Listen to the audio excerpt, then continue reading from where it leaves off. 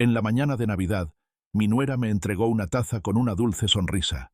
Bebe este café, con un ingrediente secreto que preparé especialmente para ti. Ella es la anfitriona perfecta, y yo soy superflua, en mi propia casa. Cuando ella se dio vuelta, intercambié las tazas. No vas a creer lo que le pasó a ella una hora después. Antes de continuar, suscríbete al canal y escribe en los comentarios qué hora es en tu región, en este momento. Si mis papás tienen que verte en esta facha, será una vergüenza total. Escuché a Greta decirle a Gabriel mientras yo lijaba una tabla de cedro en mi taller. Su voz atravesó la puerta entreabierta como un cuchillo. «Ya sabes cómo es», respondió mi hijo, y el tono de disculpa en su voz me dolió más que las palabras de ella. Es de otra época. Dejé la lija sobre el banco de trabajo. Mis manos, curtidas por 30 años manejando ferreterías, se quedaron suspendidas en el aire. El aroma del cedro que había estado disfrutando se volvió amargo. Estaba haciendo un caballito de madera para mi nieto, un regalo de Navidad. Pero ahora, la puerta del taller se abrió de golpe. Greta entró primero, con esos tacones que hacían clic-clic en el piso de concreto. Gabriel la seguía como perro faldero, las manos en los bolsillos. Mi hijo, 35 años, gerente de ventas en una empresa de tecnología, y todavía no había aprendido a mirarme a los ojos cuando su esposa tomaba las decisiones. «Suegro, necesitamos hablar», dijo Greta. Ni siquiera un «buenas tardes». Así era ella desde el principio, desde que se mudaron temporalmente hace 3 años. Lo temporal se volvió permanente, como el sarro en las tuberías. «Ándale pues», respondí, sacudiendo el aserrín de mis jeans. No les di el gusto de verme nervioso. A mis 64 años he visto de todo. Greta arrugó la nariz mirando mi taller. Las herramientas que colgaban de la pared, organizadas como debe ser. El Ford Fairlane del 57 que estaba restaurando. Mi proyecto de años. Para ella, todo era chatarra vintage, como le había escuchado decir a sus amigas. «Mis padres vienen de la Ciudad de México para Navidad», empezó, cruzándose de brazos. Sus uñas perfectas brillaban bajo la luz fluorescente. «Don Gregorio y doña Teresa no están acostumbrados a...» Hizo un gesto vago con la mano, abarcando todo mi taller, mi casa, probablemente mi existencia entera. A este estilo de vida tan rústico. Sentí cómo la sangre me subía a la cabeza. Rústico. La casa que construí ladrillo por ladrillo en la colonia Chapalita. La misma casa donde Gabriel aprendió a caminar, donde celebramos sus cumpleaños, donde su madre murió hace 8 años. Rústica. ¿Y? Pregunté, aunque ya sabía a dónde iba esto. Gabriel por fin habló, todavía sin mirarme. «Papá, pensamos que sería mejor si te tomaras unas vacaciones, unos días fuera, ya sabes, para que mis suegros estén cómodos». ¡Qué barbaridad! Mi propio hijo pidiéndome que desapareciera de mi propia casa en Navidad. «¿Vacaciones?», repetí, y mi voz salió más fría de lo que pretendía. «¿En Navidad? Solo serían 3 o 4 días», insistió Greta. «Podríamos pagarte un hotel. Algo bonito en Chapala, ¿no? El aire del lago te haría bien». Me quedé mirándola. Esta mujer de 32 años, diseñadora de interiores que apenas ganaba entre 15 y 30.000 pesos al mes cuando le iba bien, quería pagarme un hotel con mi propio dinero. Porque, seamos honestos, ¿de dónde sacaría ella el efectivo? Gabriel ganaba 42.000 mensuales, y yo sabía que vivían al día. Los veía pedir cosas por internet que no necesitaban, llegar con bolsas de tiendas caras. «Esta casa la construí hace 35 años», dije despacio, articulando cada palabra. «Aquí nació Gabriel. Aquí murió su mamá. Y me estás pidiendo que me vaya en Navidad porque tus papás no quieren ver mis modales provincianos, ¿verdad?» Greta tuvo el descaro de sonreír, una de esas sonrisas falsas que había perfeccionado. «No es personal, suegro. Es solo que ellos tienen ciertos estándares. Don Gregorio es dueño de joyerías en Polanco, ¿sabes? Están acostumbrados a cierto nivel, como si mis 3 ferreterías en Guadalajara fueran puestos de fritangas, como si el dinero que ganaba, 185.000 pesos al mes, no fuera suficiente. Pero claro, yo no era de la capital, no tenía ese barniz chilango que ella tanto admiraba. Miré a Gabriel, mi hijo, El niño al que llevé a su primera ferretería cuando tenía 7 años, que me ayudaba a ordenar clavos y tornillos. El joven al que pagué universidad completa. El hombre al que abrí las puertas de mi casa cuando dijo que solo sería temporal, después de casarse. ¿Y tú qué opinas, mijo? Le pregunté directamente. Se encogió de hombros. Se encogió de hombros, como chamaco regañado. Pues, Greta tiene razón. Sería más fácil para todos. Algo se rompió dentro de mí en ese momento. No fue ruidoso ni dramático. Fue como cuando una viga vieja finalmente cede. Un crujido interno, silencioso, definitivo. No, dije con calma. No me voy a ir de mi casa en Navidad. Ni en Navidad, ni nunca. Si tus suegros no pueden soportar ver cómo vive la gente normal, pueden quedarse en su hotel de 5 estrellas en la capital. La cara de Greta se transformó. La máscara de amabilidad cayó como pintura descarapelada. ¿La gente normal? Su voz subió de tono. Suegro, con todo respeto, huele a aceite de motor. Tiene sus herramientas por todos lados. Hay un carro desarmado en el garaje. Mis padres pensarán que vivimos en un taller mecánico. Es mi casa, repetí. Y ese carro desarmado es un Ford Fairlane del 57 que vale más que tu actitud. Papá, por favor. Gabriel intentó mediar, pero su voz sonaba débil. Solo son unos días. No es tanto pedir. ¿No es tanto pedir? Sentí la risa subiéndome por la garganta, amarga como café recalentado. Gabriel, ¿te acuerdas de esta casa? ¿Te acuerdas de cuando tu mamá y yo trabajábamos doble turno para terminar de pagarla? ¿Cuando celebrabas aquí tus cumpleaños? ¿Cuándo llorabas en mi hombro después de que tu primer negocio fracasó? Eso es muy bajo, suegro, interrumpió Greta. Usar el pasado como manipulación emocional. La miré. Realmente la miré. Esta mujer que había entrado a mi familia hace 3 años. Vi la forma en que fruncía los labios. Ese gesto de disgusto que usaba cuando algo no le parecía suficientemente bueno. La misma expresión que puso cuando vio las fotos de mi esposa en la sala, antes de sugerirle a Gabriel que las guardáramos en un álbum. Entonces prepárense para las consecuencias, dijo Greta, dándose la vuelta con un movimiento dramático. Sus tacones repiquetearon hacia la salida. Cuando mis padres vean esto, cuando vean cómo vive usted, van a entender muchas cosas sobre esta familia. Gabriel me lanzó una mirada, algo entre disculpa y resentimiento, antes de seguirla. La puerta del taller se cerró detrás de ellos. Me quedé solo entre el aserrín y el olor a barniz. El caballito de madera para mi nieto estaba a medio terminar en el banco. Lo tomé. Pasé los dedos por la madera suave. 30 horas de trabajo, cada detalle tallado con amor. Qué ingenuo había sido. Los siguientes días fueron un teatro del absurdo. Gabriel y Greta me trataban como si fuera invisible. Pasaban junto a mí en los pasillos sin decir palabra.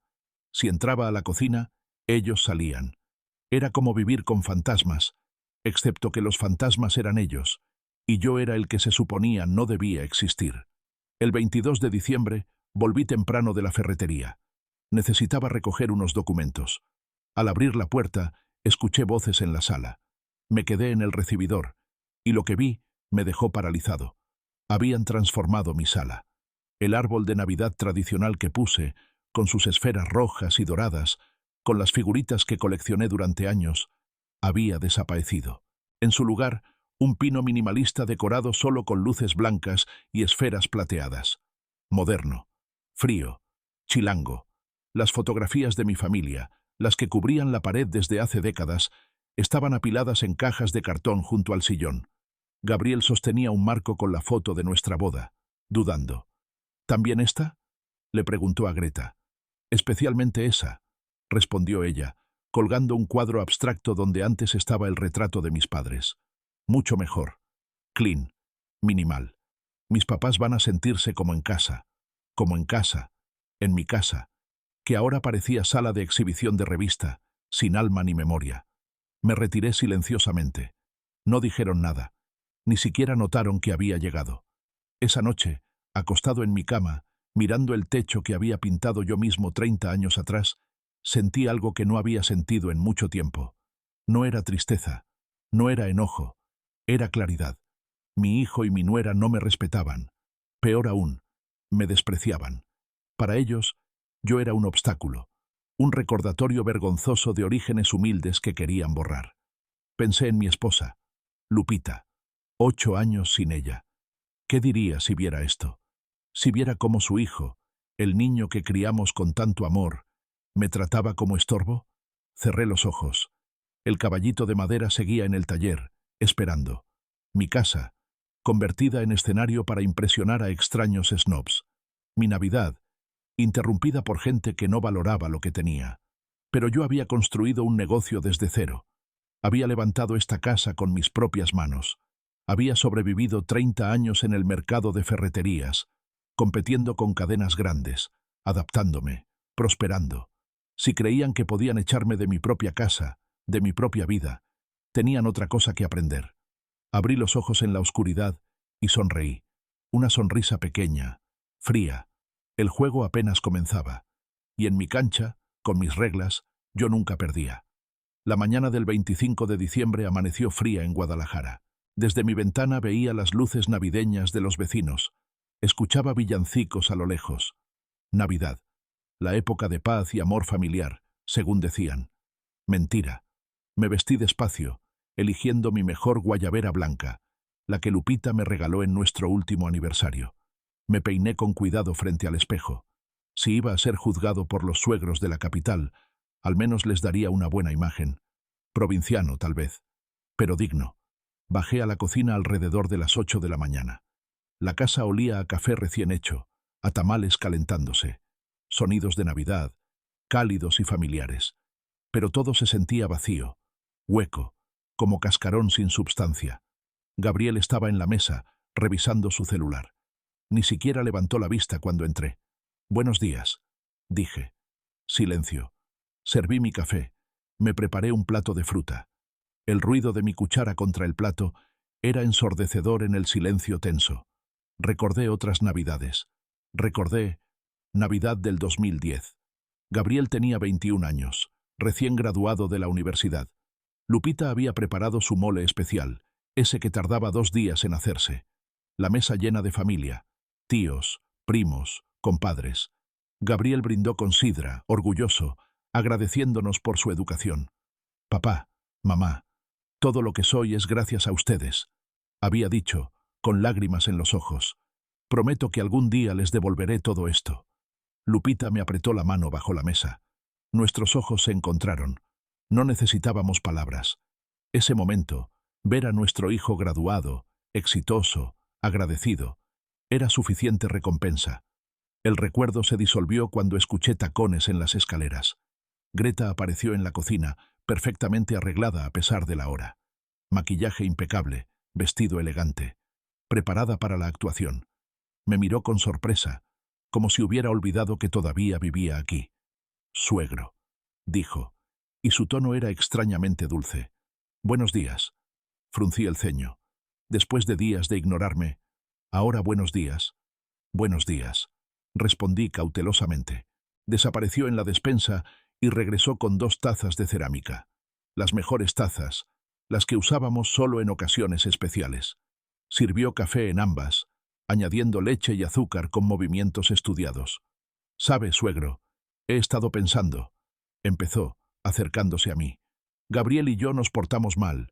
Es Navidad, es día de perdón y unión familiar». Alcé una ceja. Interesante cambio de actitud. «¿Ah, sí?» «Sí», sonrió. Esa sonrisa de revista que tanto practicaba. «Preparé café especial para usted. Mi receta secreta. Un ingrediente especial que...» Se interrumpió cuando sonó su celular. Lo sacó del bolsillo. Frunció el ceño al ver la pantalla. «Ay, es mi mamá. Perdón, un segundo». Se dio la vuelta, contestando la llamada, caminando hacia la ventana, su espalda hacia mí. Miré las 2 tazas sobre la barra. Idénticas. Café con leche, 3 cucharadas de azúcar en cada una, exactamente como me gustaba. ¿Cómo sabía ella eso? En 3 años, nunca me había preparado café. Ni una sola vez. Ingrediente especial, había dicho. Algo no cuadraba. La amabilidad repentina. El café preparado con tanto cuidado. La sonrisa falsa. Greta nunca hacía nada sin razón. Mis años en el negocio me habían enseñado a confiar en los instintos. Cuando un proveedor era demasiado amable, cuando una oferta era demasiado buena, cuando algo olía mal, generalmente olía mal. Greta seguía de espaldas, hablando en voz baja por teléfono. Sí, mamá. Todo está listo. No te preocupes. Todo saldrá perfecto. En ese momento, mis manos se movieron solas. 30 años trabajando con herramientas me habían dado precisión. 30 años en el taller de carpintería me habían enseñado movimientos rápidos y silenciosos. 3 segundos. Eso fue todo lo que necesité. Intercambié las tazas. La que estaba más cerca de mí ahora estaba donde había estado la otra. Mis movimientos fueron tan suaves que el café ni siquiera se agitó. Greta terminó su llamada y se volteó, guardando el celular. ¿Dónde estábamos?, preguntó alegremente. Ah, sí, el Café de la Paz. Empujó una taza hacia mí. Yo tomé la otra, la que originalmente había estado destinada para mí. Salud, suegro, dijo, levantando su taza. Por la familia, por el perdón, por la Navidad. Salud, respondí, tocando mi taza contra la suya. Bebimos al mismo tiempo. El café estaba delicioso, debo admitirlo. Perfectamente preparado. Pero observé su cara mientras bebía. Ni un parpadeo de duda. Ninguna señal de que algo anduviera mal. Tal vez estaba paranoico. Tal vez el café era realmente un gesto de paz. Terminamos el café charlando sobre trivialidades. El clima. Los preparativos para la cena. Sus padres que llegarían a las 6 de la tarde. Bueno, suegro, debería descansar antes de la cena, dijo finalmente, recogiendo las tazas. Va a ser una noche larga. Mis padres llegan a las 6. La cena será a las 7. Asentí y me retiré a mi habitación. Me acosté en la cama, pero no podía dormir. Algo en toda esa escena me inquietaba. Navidad del 2015. Gabriel acababa de conocer a Greta. La trajo a casa por primera vez. Recuerdo que Lupita la recibió con su calidez habitual, preparándole chocolate caliente, mostrándole fotos familiares. Es muy bonita, me susurró Lupita esa noche en nuestra cama. Pero hay algo en sus ojos. No sé, algo frío. Estás exagerando, le dije abrazándola. Dale tiempo. El amor cambia a las personas. Lupita me besó la frente. Esa forma suya de decir, ya veremos, sin palabras. Cuánta razón tenías, mi amor. Cuánta razón. A las 5:30 de la tarde me preparé para la cena. Me puse mi mejor traje, el azul marino que usaba para ocasiones especiales. Me aseguré de verme impecable. Si don Gregorio y doña Teresa querían juzgarme, que me juzgaran bien vestido. Bajé a la sala a las 6:10. Gabriel y Greta ya estaban ahí, ella ajustándole la corbata a él, susurrándole algo al oído. Al verme, se separaron. «Te ves bien, papá», dijo Gabriel, y por un momento vi un destello del hijo que solía ser. «Gracias, mijo». Greta me examinó de arriba a abajo, evaluándome como se evalúa ganado.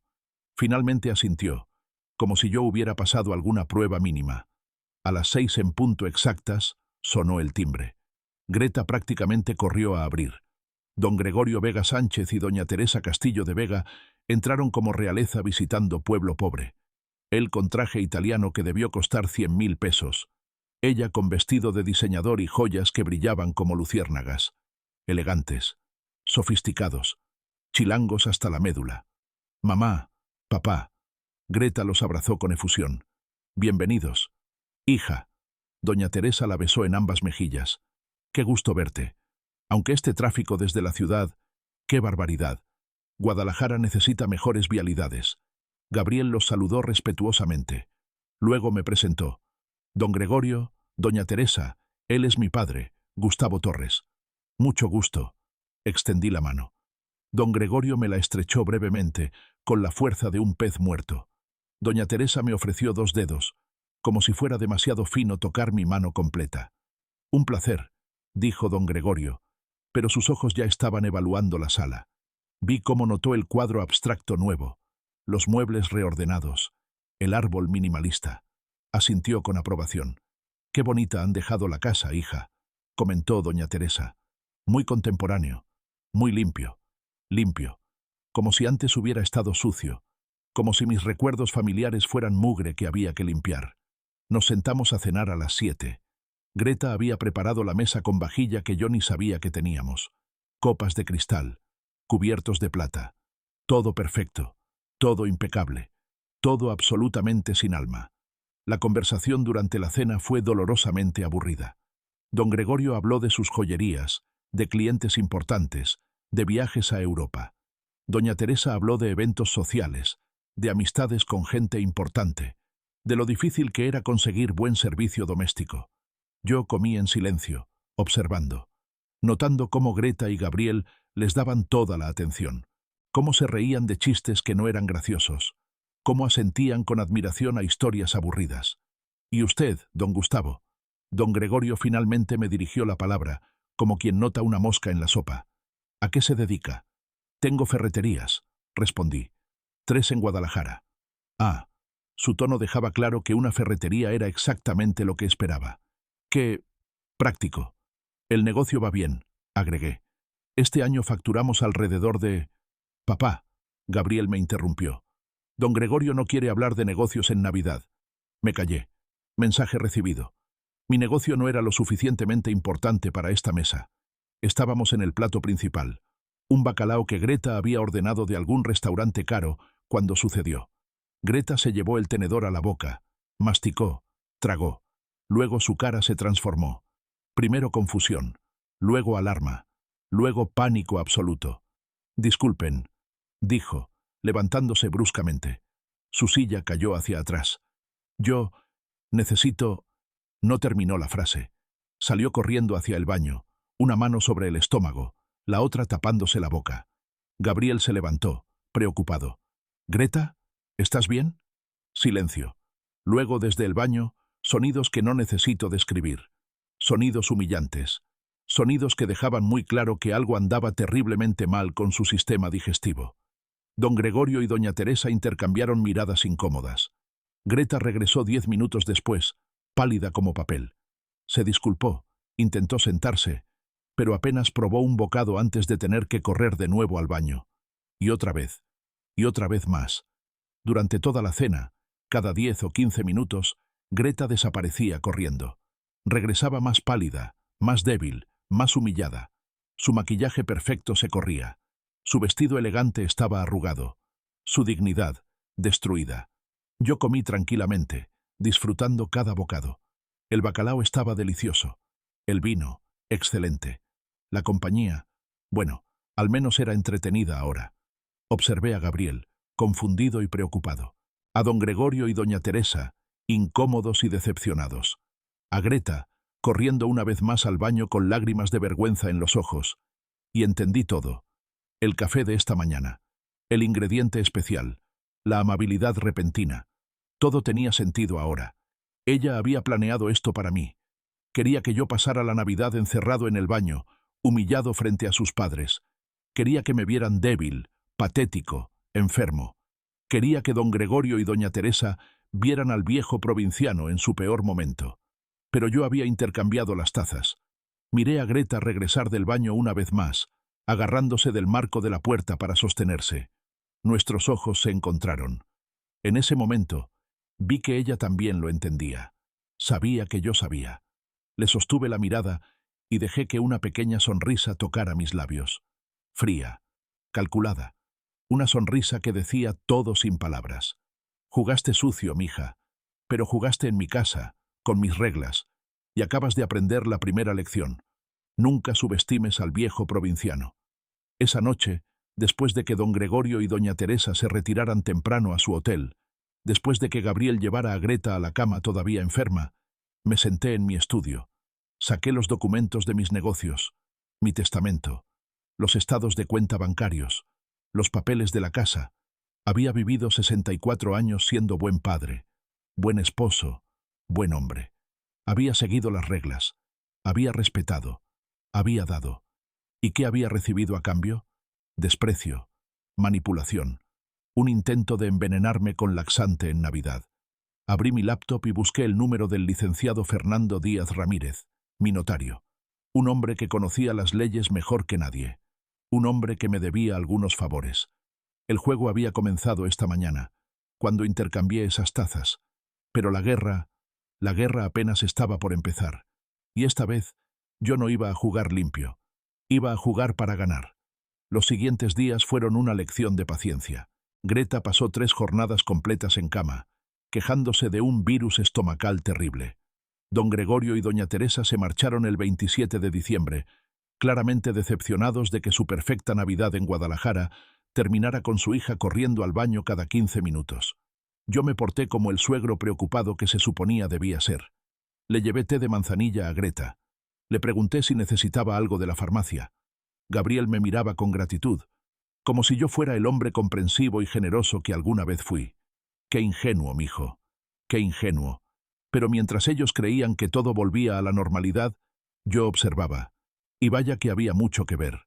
Gabriel llegaba a casa después del trabajo, se quitaba los zapatos sin siquiera saludarme, y se tiraba en mi sofá a ver mi televisión.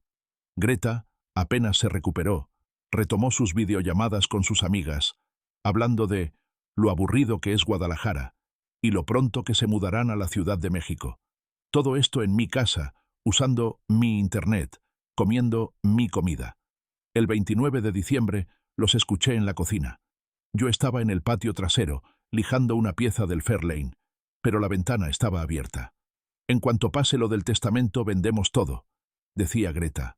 Las ferreterías, la casa, todo. Con eso nos alcanza para un departamento en Polanco y empezar de nuevo. ¿Y si mi papá vive muchos años más?, preguntó Gabriel. Greta se rió. Una risa fría que me heló la sangre. Amor, tu papá tiene 64. Los hombres en su familia no pasan de los 70. Tu abuelo murió a los 68, ¿no? Dale máximo 5 años. Podemos esperar. 5 años. Me daban 5 años de vida, como si tuvieran el calendario marcado. Además, continuó ella, con el estrés que tiene manejando esos negocios viejitos, seguro le da algo antes. Un infarto, un derrame. A esa edad, cualquier cosa puede pasar. Me quedé inmóvil, la lija en mi mano. Estaban planeando mi funeral antes de tiempo. Qué bonito, ¿no? Qué considerados. Esa noche saqué todos los documentos de mi escritorio. Escrituras de las ferreterías, escritura de la casa, estados de cuenta bancarios, y mi testamento, ese que había firmado hace 5 años en un momento de optimismo paternal. Lo leí completo. Todo, absolutamente todo, quedaba para Gabriel. Las 3 ferreterías valoradas en aproximadamente 5.300.000 pesos. La casa, valuada en 3.200.000 pesos.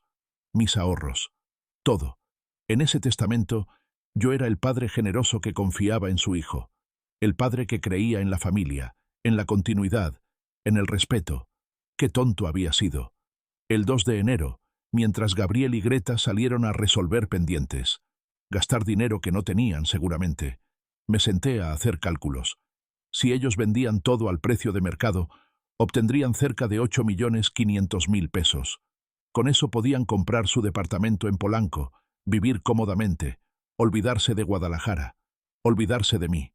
Abrí mi laptop y busqué información sobre fideicomisos, sobre testamentos, sobre todas las formas legales de proteger un patrimonio. Leí durante horas. La pantalla me quemaba los ojos, pero no podía parar.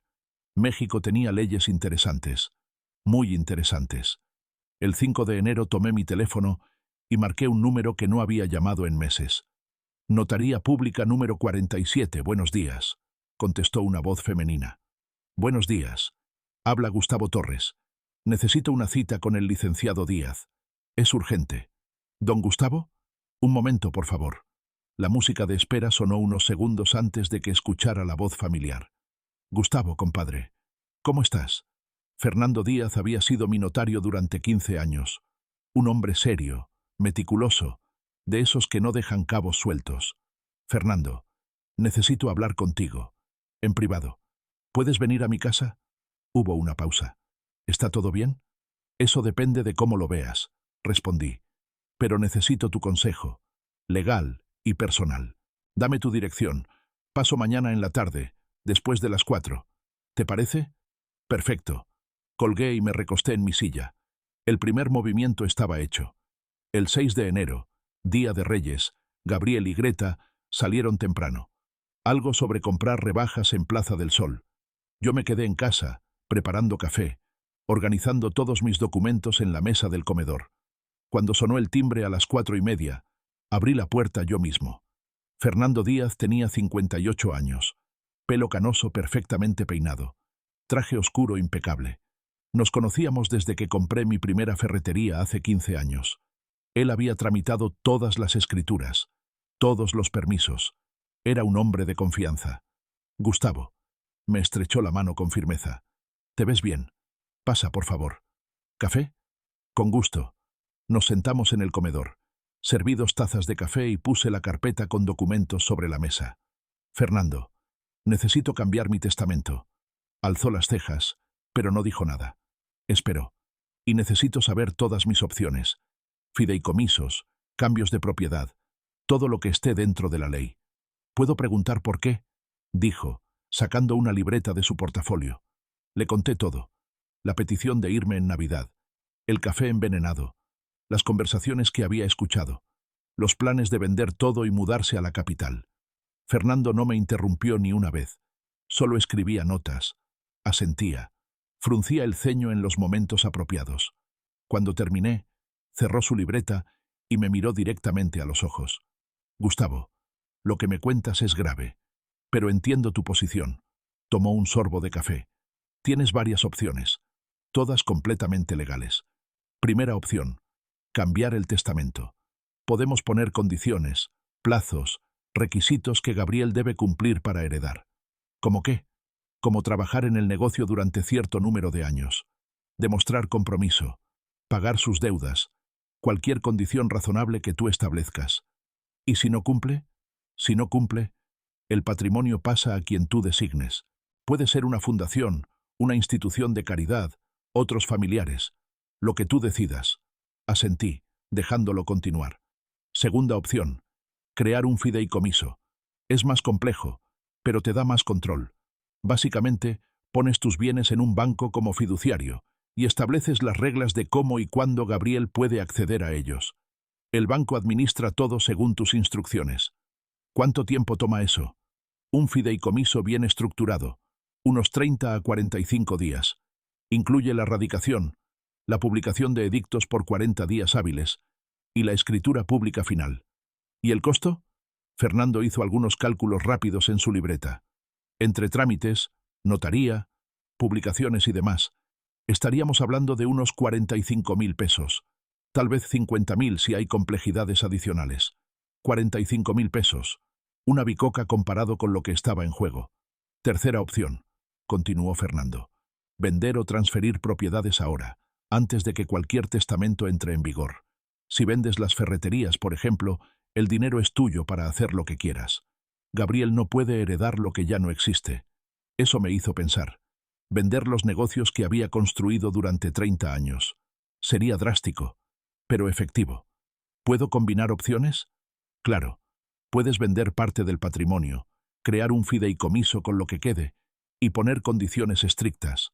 De esa forma, Gabriel tendría que ganarse cada peso. Sonreí por primera vez en días. Me gusta cómo piensas, Fernando. Gustavo, una cosa más. Su tono se volvió serio. Si haces esto, va a haber consecuencias. Gabriel y tu nuera no se quedarán tranquilos. Pueden intentar impugnar. Pueden causar problemas. ¿Estás preparado para eso? Pensé en el café envenenado, en las conversaciones sobre esperarme a morir, en cómo habían transformado mi casa, borrado los recuerdos de Lupita, planeado mi funeral. Más que preparado, respondí. Estoy decidido. Fernando asintió y comenzó a escribir en su libreta. Muy bien. Empecemos con el testamento. Podemos tener un borrador listo en una semana.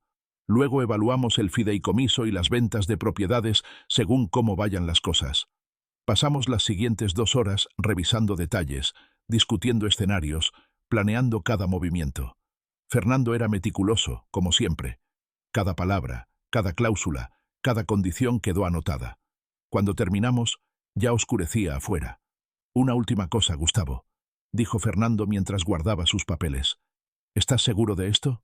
Una vez que empecemos, no hay vuelta atrás. Estas decisiones son permanentes. Miré por la ventana. Vi el jardín donde Gabriel jugaba de niño, el árbol que planté cuando nació, la casa que construí para mi familia. Nunca he estado más seguro de algo en mi vida, respondí. Fernando se despidió con un apretón de manos firme. Lo acompañé a la puerta y lo vi subir a su coche, un Accord plateado, y alejarse calle abajo. Cerré la puerta y me quedé en el recibidor pensando. El plan estaba en marcha. El testamento se cambiaría. El fideicomiso se crearía. Y si era necesario, vendería las ferreterías bajo mis propios términos. Gabriel y Greta querían mi patrimonio. Pues iban a tener que ganárselo, o perderlo todo en el intento. Escuché el sonido de un carro estacionándose afuera. Rápidamente recogí todos los documentos de la mesa del comedor y los guardé en mi estudio. Cuando Gabriel y Greta entraron, cargados de bolsas de tiendas departamentales, yo estaba sentado en la sala, viendo las noticias como si nada. «Hola, papá», saludó Gabriel. «¿Cómo estuvo tu día?» «Tranquilo, mijo». «Muy tranquilo». Greta pasó sin saludar, como de costumbre. Subió las bolsas a su habitación. Gabriel la siguió poco después. Me quedé solo en la sala, con el control remoto en la mano y una sonrisa en los labios. Ellos no sabían nada, y así debía ser. Por ahora.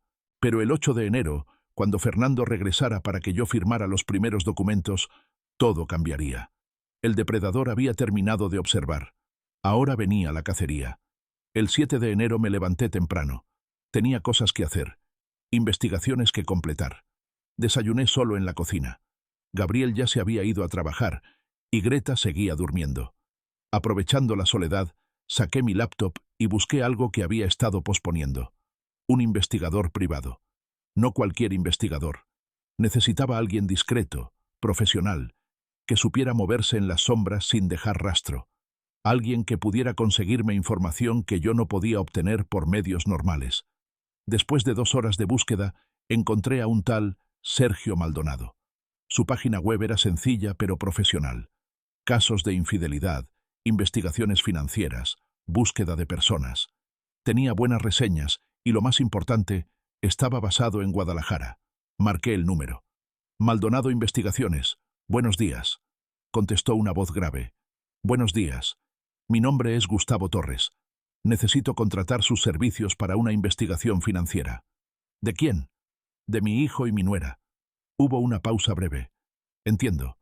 ¿Puede venir a mi oficina? Estoy en Avenida Américas, cerca de Andares. ¿Le parece hoy a las 3 de la tarde? Ahí estaré».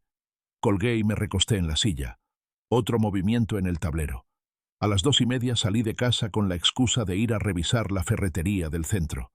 Tomé mi camioneta y conduje hacia la zona de Andares, el área comercial moderna de Guadalajara.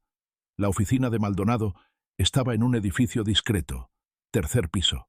Sergio Maldonado resultó ser un hombre de unos 45 años, complexión fuerte, camisa de vestir sin corbata. Su oficina era pequeña pero ordenada. Fotos de familia en el escritorio, diplomas en la pared. «Don Gustavo, siéntese por favor». Me ofreció un café que acepté. «Cuénteme qué necesita». Le expliqué la situación. Las sospechas sobre las finanzas de Gabriel y Greta. Sus gastos excesivos. Mi necesidad de saber exactamente en qué situación financiera estaban antes de tomar decisiones legales definitivas. «¿Necesita documentación legal o solo información?», preguntó Maldonado tomando notas. «Ambas cosas. Si hay evidencia de deudas, gastos, conversaciones sobre mis bienes, lo necesito documentado. Grabaciones, si es posible. Pero todo dentro de la ley». Maldonado asintió. «Puedo hacer una investigación financiera completa. Revisar historial crediticio, tarjetas de crédito, préstamos. También puedo instalar dispositivos de grabación en su hogar si usted como propietario me da permiso. Es legal si es su casa y si sospecha de actividades ilícitas, como planeación de robo o fraude. ¿Cuánto tiempo necesita? Dame 2 semanas. Para el 21 de enero tendré un informe completo. ¿Costo? 35.000 pesos. Mitad ahora, mitad cuando entregue el informe». Saqué mi chequera y le extendí un cheque por 17.500 pesos. «Hecho». Maldonado guardó el cheque y me extendió un contrato simple que firmé. Luego sacó un pequeño dispositivo del tamaño de una memoria USB. «Esto es un grabador de audio. Batería de 2 semanas. Colóquelo en algún lugar donde ellos hablen frecuentemente. La sala, la cocina, donde sea. Tiene activación por voz. Solo graba cuando hay sonido». Tomé el dispositivo. Era increíblemente pequeño. «Perfecto. Una cosa más, don Gustavo. Maldonado me miró seriamente. Lo que descubra puede no gustarle. A veces es mejor no saber. ¿Está seguro de querer seguir adelante? Completamente seguro. Nos despedimos con un apretón de manos. Salí de su oficina con el grabador en el bolsillo y una sensación de poder que no había sentido en semanas. Información es poder. Y yo estaba reuniendo un arsenal.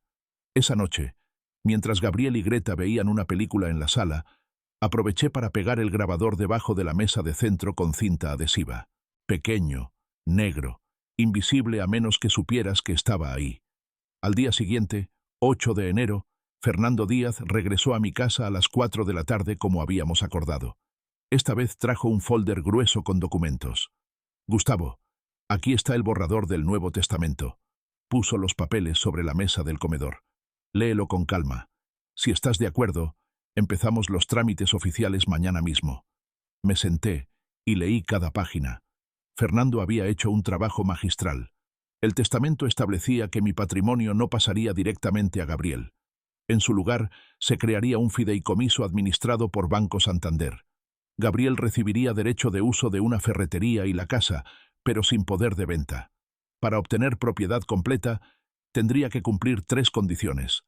Trabajar activamente en la ferretería durante mínimo 10 años. Pagar todas sus deudas personales en los primeros 5 años. Demostrar respeto y compromiso con los valores familiares. Evaluado anualmente por el fiduciario. Si fallaba en cualquiera de estas condiciones, el patrimonio completo pasaría a un fondo de apoyo para jóvenes emprendedores del sector ferretero en Jalisco. Gabriel podría heredar, pero tendría que ganárselo. Cada peso, cada propiedad. Es perfecto, le dije a Fernando. ¿Cuándo empezamos? Mañana presento la radicación en la notaría. Luego viene la publicación de edictos, 40 días hábiles en el periódico oficial. Después la escritura pública final. Todo el proceso tomará aproximadamente 2 meses y medio. Adelante. Fernando guardó los documentos. Una cosa, Gustavo. Gabriel va a enterarse eventualmente de los edictos. Son públicos. ¿Qué harás cuando pregunte? Sonreí. Dejar que se preocupe, que se pregunte, que pierda el sueño imaginando que cambié. Fernando me devolvió la sonrisa. Entendido. Empezamos mañana. Cuando se fue, me quedé en el comedor mirando la carpeta vacía donde habían estado los documentos. El testamento viejo había muerto. Uno nuevo nacía, y con él, un nuevo futuro para mi patrimonio. Uno donde el respeto y el trabajo importaban más que la sangre. Los siguientes días fueron de una tensión deliciosa. Yo actuaba normal, como siempre. Iba a las ferreterías, trabajaba en mi taller, comía con Gabriel y Greta cuando estaban en casa. Pero por dentro, cada pieza se movía en el tablero. El 10 de enero, Greta bajó a la cocina mientras yo tomaba café. «Suegro, ayer vi salir a un señor de traje de la casa», dijo casualmente, sirviéndose jugo de naranja. «¿Todo bien?» «Sí, todo bien», respondí sin levantar la vista del periódico. «Solo cosas del negocio». «¿Qué tipo de cosas?» «Nada que deba preocuparte, mija». Vi cómo apretaba la mandíbula. No le gustaba que le ocultara información. Bueno, pues tendría que acostumbrarse. Esa tarde, Gabriel llegó temprano del trabajo. Me encontró en el garaje, trabajando en el Fairlane. «Papá, ¿podemos hablar?» «Claro, mijo. Pásame esa llave inglesa». Me la pasó, y se sentó en un banco de trabajo. Greta me dijo que vino un notario. «Así es». «¿Para qué?» Dejé la llave y lo miré. «Gabriel, tengo 64 años. Es responsable tener mis papeles en orden. El testamento que tenía era viejo. Lo estoy actualizando». «¿Actualizando cómo?» «Eso lo sabrás cuando sea necesario». Me limpié las manos con un trapo. «Por ahora, solo necesitas saber que todo está en orden. Todo está justo como debe estar». Vi la preocupación en sus ojos, la duda, el miedo. «Bien, que se preocupe, que se pregunte, que sienta aunque sea una fracción de la incertidumbre que me hicieron sentir a mí. Papá, yo soy tu único hijo. Todo debería ser mío cuando tú, ya sabes, cuando me muera». Completé la frase que él no se atrevió a decir. «Sí, Gabriel, cuando me muera. Pero eso puede ser en 20 años, 30 años. ¿Quién sabe? No planeo morirme pronto». Se puso pálido. «No quise decir. Sé perfectamente lo que quisiste decir». Volví mi atención al motor del carro. Ahora, si me disculpas, tengo trabajo que hacer. Se fue sin decir nada más. Lo vi alejarse por el espejo retrovisor del Fairlane, los hombros caídos, la cabeza baja. Bueno, al menos ahora sabía que yo sabía algo, aunque no supiera exactamente qué. El 11 de enero, Maldonado me llamó. Don Gustavo, tengo información preliminar. ¿Podemos vernos? ¿Tan pronto? Los registros públicos son fáciles de acceder, y su grabador está funcionando de maravilla. Tengo material interesante. Paso mañana a tu oficina. Misma hora. El 12 de enero conduje de nuevo a su oficina en Andares. Esta vez Maldonado tenía una laptop sobre su escritorio y varias hojas impresas. Don Gustavo, esto es lo que encontré hasta ahora. Giró la laptop hacia mí. Su hijo Gabriel tiene deudas por 320.000 pesos en 3 tarjetas de crédito diferentes. Todas al máximo. Además, un crédito automotriz de 180.000 pesos. 500.000 pesos en deudas, con un salario de 42.000 mensuales. ¿Y Greta? Ella tiene menos deuda directa, pero gasta como si tuviera millones. En los últimos 3 meses ha comprado 95.000 pesos en ropa de diseñador, muebles, decoración. Todo en línea. Todo cargado a las tarjetas de su esposo. ¿Cómo pagan todo eso? Pagos mínimos. Apenas cubren intereses. A este ritmo, en 2 años las deudas se habrán duplicado. 95.000 pesos. En ropa y decoración. Mientras vivían gratis en mi casa, comían mi comida, usaban mis servicios. Y hay más. Maldonado puso una memoria USB sobre el escritorio. El grabador captó conversaciones. Varias. Todas relevantes. Escuche esto. Conectó la memoria a la laptop y reprodujo un archivo. Era la voz de Greta, clara como el agua. Mamá, te lo juro, máximo 1 año más. El viejo no puede durar mucho más. Y cuando pase, vendemos las ferreterías, la casa, todo. Gabriel ya está de acuerdo. Nos vamos a vivir a Polanco, cerca de ustedes. Estas ferreterías de mala muerte no valen la pena conservar. Son negocio de pueblo. La voz de doña Teresa respondía. ¿Y si el viejo vive muchos años más? No creo, mamá. Tiene 64 y el estrés de esos negocios. Cualquier cosa puede pasarle. Y si tarda mucho, siempre podemos apurarlo un poco. Se me heló la sangre. ¿Apurarlo? Repetí. Maldonado asintió gravemente. Hay más conversaciones así, todas planeando la venta de su patrimonio, todas esperando su muerte, algunas sugiriendo formas de acelerar el proceso. Sentí algo dentro de mí endurecerse, lo último que quedaba de duda, de esperanza, de amor paternal. Murió en ese momento. Copia todo, le dije. Cada grabación, cada documento financiero, todo. Lo necesito respaldado 3 veces. Ya está hecho. Esta USB es su copia. Yo tengo 2 más en lugares seguros. Tomé la memoria y la guardé en mi bolsillo. Continúa grabando. Quiero saber todo lo que planean. Cada detalle. Salí de esa oficina sintiendo algo que no había sentido en mucho tiempo. No era enojo. No era tristeza. Era determinación pura, fría, absoluta.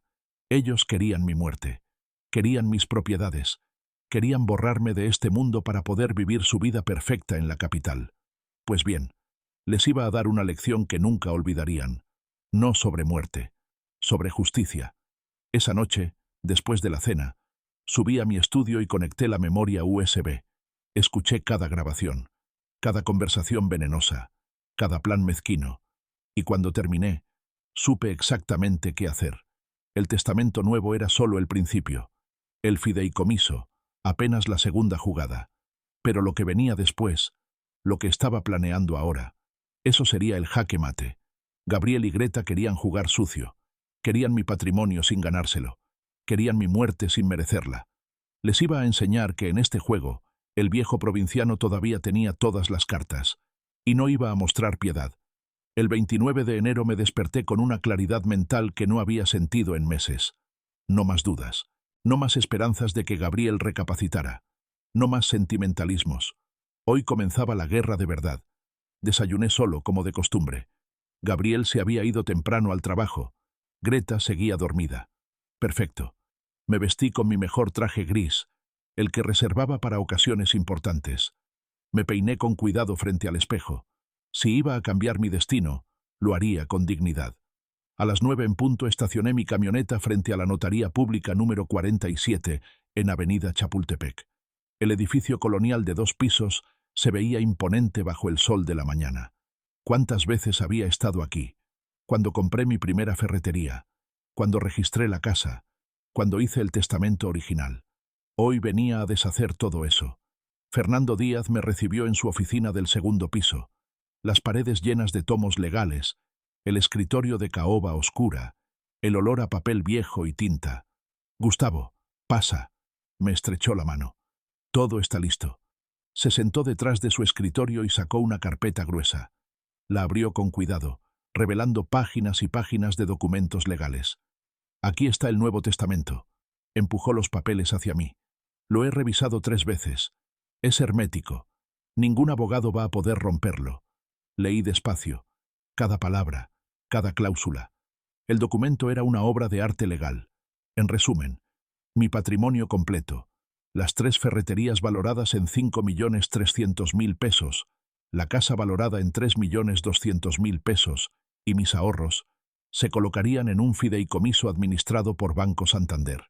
Gabriel no heredaría nada directamente. Nada.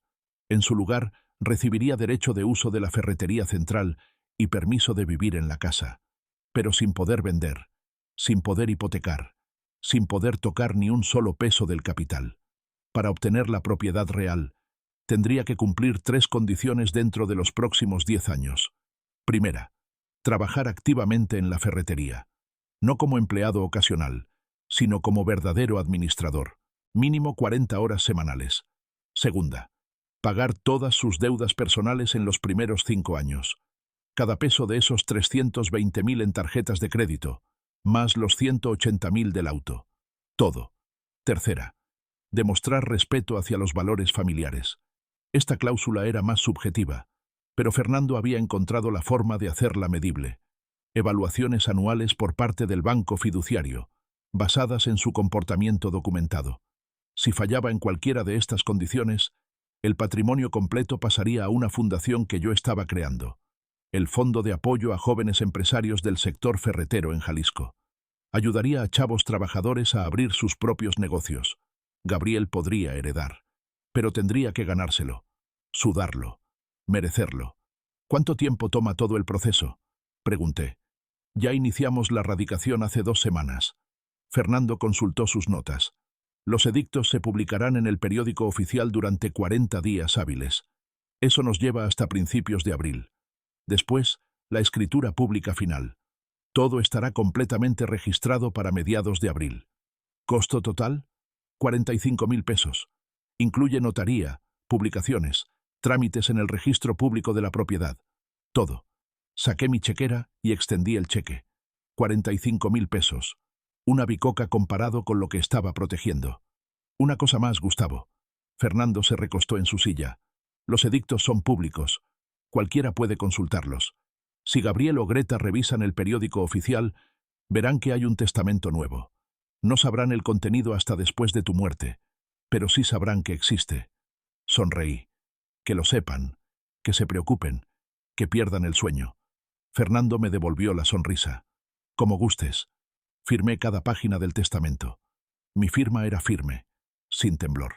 64 años de vida me habían enseñado que las decisiones difíciles son las que más satisfacción dan. Cuando terminamos, Fernando guardó los documentos originales en su caja fuerte. Gustavo, una copia certificada de este testamento se te entregará en 2 semanas. Por lo pronto, aquí tienes una copia simple para tus archivos. Tomé la carpeta. Pesaba poco, pero sentía como si cargara el mundo. Gracias, Fernando. Por todo. Es mi trabajo, compadre. Pero entre nosotros, lo que estás haciendo es valiente. Mucha gente no tiene las agallas para poner límites a sus hijos. Salí de la notaría sintiéndome 10 años más joven. El sol brillaba más fuerte. El aire olía mejor. Incluso el tráfico de Guadalajara parecía menos molesto. De regreso a casa, me detuve en Office Depot. Compré una carpeta de esas amarillas, bien llamativas. Con un marcador negro escribí en letras grandes: Testamento Nuevo, 2025. Esa tarde, mientras Greta estaba en una videollamada con sus amigas en la sala, dejé la carpeta sobre la mesa de la cocina. bien visible, justo donde ella pasaría cuando fuera a preparar café. Luego subí a darme una ducha, silbando una canción vieja de José José. Estuve en el baño unos 20 minutos.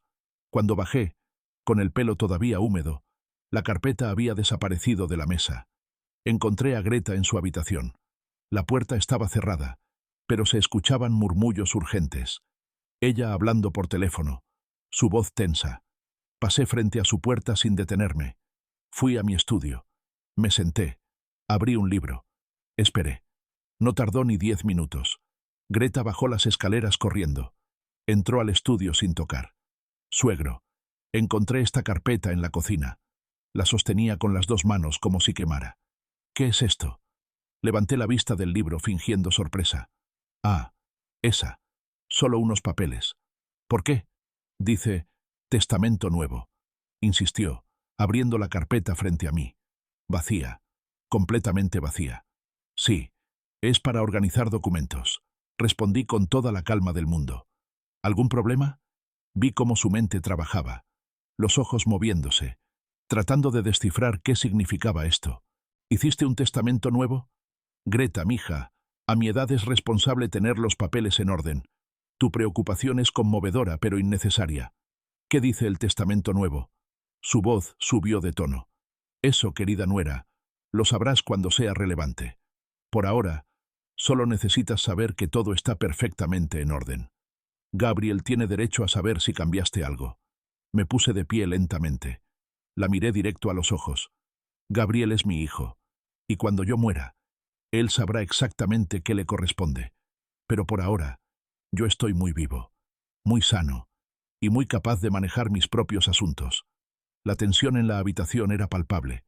Greta apretaba la carpeta vacía contra su pecho. Tiene que decirnos qué cambió. No tengo que decirles nada, respondí, volviendo a sentarme. Es mi patrimonio, mi decisión, mi vida. Ahora, si me disculpas, estoy ocupado. Se quedó ahí parada unos segundos más, la boca abriéndose y cerrándose como pez fuera del agua. Finalmente dio media vuelta y salió, dejando la carpeta vacía sobre mi escritorio. Esa noche, durante la cena, Gabriel llegó temprano. Se veía ansioso. Papá, Greta me contó del testamento. ¿Ah, sí? Corté mi bistec con toda la calma del mundo. ¿Qué te contó? Que hiciste uno nuevo. Que no quieres decirnos qué cambió.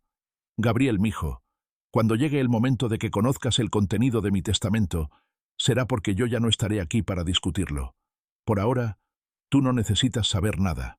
Solo necesitas saber que todo está en orden. ¿En orden para quién? Intervino Greta, su voz filosa como navaja. Para todos los involucrados, respondí.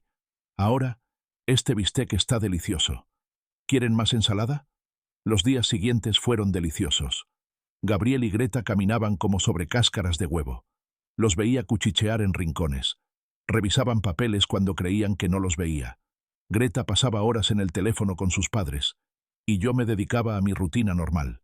Iba a las ferreterías, trabajaba en el Fairlane, comía tranquilo, dormía como bebé, pero por dentro, cada pieza se movía hacia su posición final en el tablero.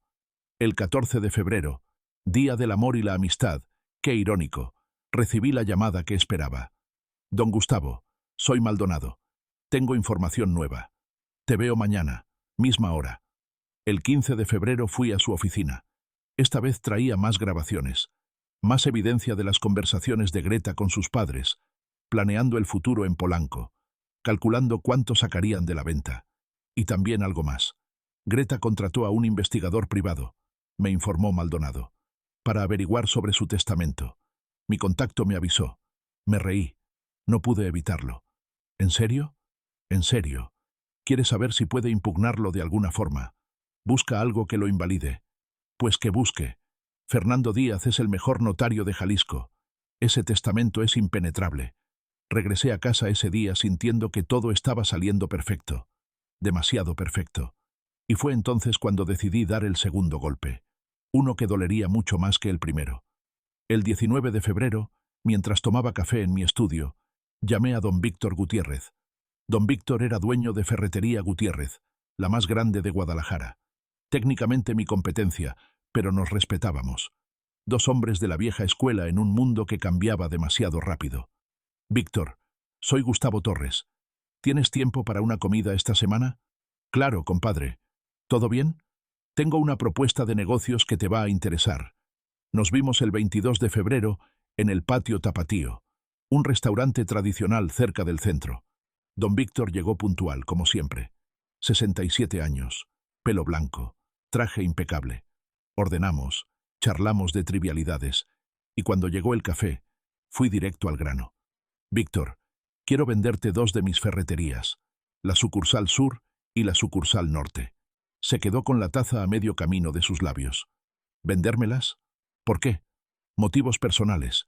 Pero es una buena oportunidad para ti. Dos ubicaciones establecidas, con clientela fiel, inventario completo. ¿Y la central? Esa me la quedo. Es la más pequeña, pero tiene valor sentimental. Don Víctor dejó la taza en la mesa, se recostó en su silla. ¿Cuánto pides? Ya había hecho los cálculos.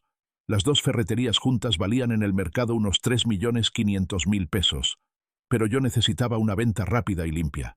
3.100.000 pesos. Por las dos. Con todo el inventario, los contratos de arrendamiento, la base de clientes. Vi cómo calculaba en su cabeza. Era un buen negocio y él lo sabía. ¿Cuándo? Lo antes posible. Podemos firmar la próxima semana si tu abogado y el mío se ponen de acuerdo. Dame 2 días para revisar mis finanzas. Tómate tu tiempo. El 25 de febrero, don Víctor me llamó.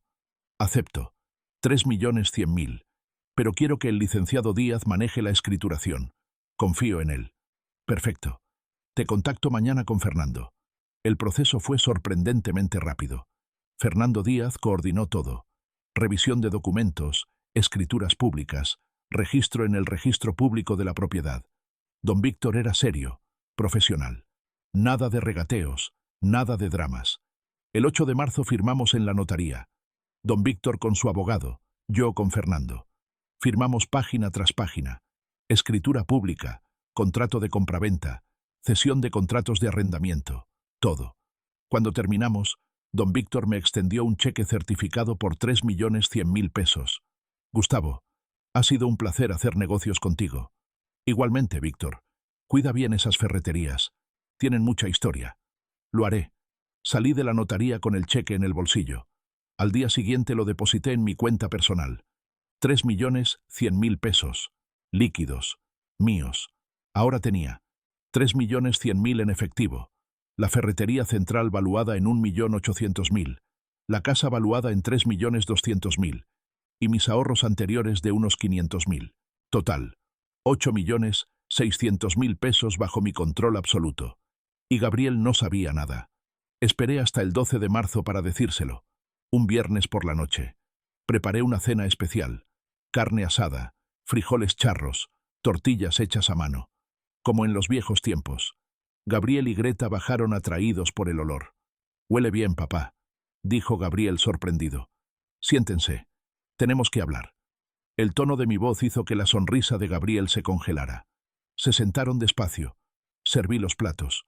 Puse las tortillas en la mesa. Me senté frente a ellos. «Tengo noticias», dije tomando una tortilla. «Vendí las ferreterías. Bueno, 2 de ellas». El tenedor de Gabriel cayó al plato con un estruendo metálico. «¿Qué?» «La sucursal sur y la sucursal norte. Se las vendí a don Víctor Gutiérrez. Firmamos hace 4 días». La cara de Gabriel pasó del moreno al blanco en 2 segundos. La boca se le abrió, pero no salieron palabras. Greta se puso de pie de un salto, tan rápido que su silla cayó hacia atrás. «¡No puede ser!», gritó. «¡No puedes hacer eso!». «Ya lo hice», respondí con toda la calma del mundo, untando salsa a mi taco. «El dinero ya está en mi cuenta». «¿Cuánto?». La voz de Gabriel salió ronca. 3.100.000 pesos. Greta se llevó las manos a la cabeza. Sus ojos se abrieron tanto que parecía que se le iban a salir. «¡3 millones!». Su voz subió 3 octavas. «Gabriel, di algo». Gabriel seguía mirándome, la boca abierta, las manos temblando sobre la mesa. «Papá, ¿por qué? ¿Por qué no me consultaste? Es el negocio familiar. Era nuestro futuro». «¿Nuestro?». Dejé el taco en el plato. «Mijo, dime, ¿cuántas veces has ido a las ferreterías en los últimos 3 años?». ¿Cuántas veces me has ayudado? ¿Cuántas veces has demostrado interés en el negocio familiar? Silencio. Exacto, continué. Cero. Nada. Nunca. Tú tienes tu trabajo en sistemas. Greta tiene su diseño de interiores. Las ferreterías eran M&I negocio. Y como eran mías, las vendí. Pero íbamos a heredarlas, chilló Greta. Eran nuestra seguridad. La miré. Realmente la miré. ¿Tu seguridad? ¿Seguridad de qué, mija? ¿De poder venderlas cuando yo muriera y comprarte tu departamento en Polanco? Se puso pálida, más blanca que las tortillas. Yo no sé de qué hablas. Me puse de pie. Fui a mi estudio. Regresé con la memoria USB. La conecté a mi laptop que estaba en el aparador. Puse el volumen alto. La voz de Greta llenó el comedor. Mamá, te lo juro. Máximo 1 año más. El viejo no puede durar mucho más. Y cuando pase, vendemos las ferreterías, la casa, todo. Gabriel ya está de acuerdo. Nos vamos a vivir a Polanco, cerca de ustedes. Estas ferreterías de mala muerte no valen la pena conservar. Dejé que corriera 30 segundos más antes de pausar. El silencio que siguió era tan denso que se podía cortar con cuchillo. Gabriel me miraba con los ojos muy abiertos, la cara roja, las venas del cuello marcadas. ¿Nos espiaste? No, respondí con calma. Instalé un sistema de seguridad en mi casa porque sospechaba de actividades ilícitas. Robo, fraude, conspiración para quedarse con mi patrimonio. Y vaya que encontré cosas interesantes. «Eso es ilegal», gritó Greta. «Es completamente legal grabar en tu propia propiedad cuando sospechas de crímenes», respondí. Consulté con 3 abogados. Todos dijeron lo mismo. Greta dio un paso hacia mí, los puños cerrados, la cara distorsionada por la rabia. «Tú nos traicionaste». «¿Yo los traicioné?» Me reí. Una risa seca, fría. «Greta, mija, déjame refrescarte la memoria. ¿Recuerdas el café de Navidad? ¿Ese con el ingrediente especial?» Vi cómo sus ojos se abrían, cómo todo el color abandonaba su rostro. Yo, no. Sí, el laxante que pusiste en mi café para humillarme frente a tus padres. El que se suponía me mantendría en el baño toda la cena de Navidad. El que tú terminaste bebiendo porque yo cambié las tazas. Gabriel se puso de pie tan rápido que su silla salió volando. ¿Qué? Se volteó hacia Greta. ¿Hiciste qué? Greta retrocedió, las manos extendidas. No era para lastimarlo, solo para... ¿Para qué? La voz de Gabriel temblaba. ¿Para humillar a mi padre en su propia casa? Era un juego. Una broma. Una broma. Repetí. Como es una broma hablar de apurarme a morir. Como es una broma planear la venta de todo mi patrimonio antes de que me enfríe. Como es una broma vivir gratis en mi casa mientras me llamas el viejo provinciano por teléfono con tus amigas. Cada palabra era un golpe. Vi cómo Greta se encogía con cada frase. Gabriel se dejó caer en su silla, la cabeza entre las manos. «No puedo creer esto». «Pues créelo, mijo». Me senté también, retomé mi taco como si nada. «Ahora, si me permiten, voy a disfrutar mi cena. Ustedes pueden quedarse o irse. Me da igual». «Papá». La voz de Gabriel salió quebrada. «No puede ser cierto. Dime que Greta no hizo eso. Pregúntale tú mismo. Yo ya sé la respuesta». Gabriel volteó a ver a su esposa. Greta tenía lágrimas en los ojos, pero no de arrepentimiento, de rabia, de frustración por haber sido descubierta. «Gabriel, amor, él está manipulando todo. Está sacando las cosas de contexto. Yo nunca... Aquí tengo 42 grabaciones más». La interrumpí, señalando la laptop. «¿Quieres que las escuchemos todas? Tengo toda la noche». «Eres un viejo amargado», explotó Greta. «Estás arruinando todo por puro rencor». «No, mija», respondí con calma. «Estoy protegiendo lo que es mío, porque resulta que todavía no estoy muerto. Todavía respiro. Todavía decido. Y decidí que mi patrimonio no va a ir a parar a manos de gente que no lo valora». «¿Y qué vas a hacer?», preguntó Gabriel, la voz apenas un susurro. «¿Dejarnos sin nada?». «No les voy a dejar sin nada», dije. «Tienen su trabajo, sus sueldos. 42.000 pesos mensuales tú, entre 15 y 30.000 ella. Más de lo que mucha gente gana. Vivan con eso, como hace la gente normal». «Ese dinero no alcanza», gritó Greta. «Alcanza perfectamente», respondí. Lo que no alcanza es para vivir el estilo de vida de Polanco que tanto ansías. Pero ese nunca fue tu dinero. Era el mío. Me puse de pie, recogí mi plato. Ahora, si me disculpan, me voy a mi estudio. Tengo cosas que hacer. Cosas con mis 3.100.000 pesos. Mi dinero. Que puedo gastar como se me pegue la gana.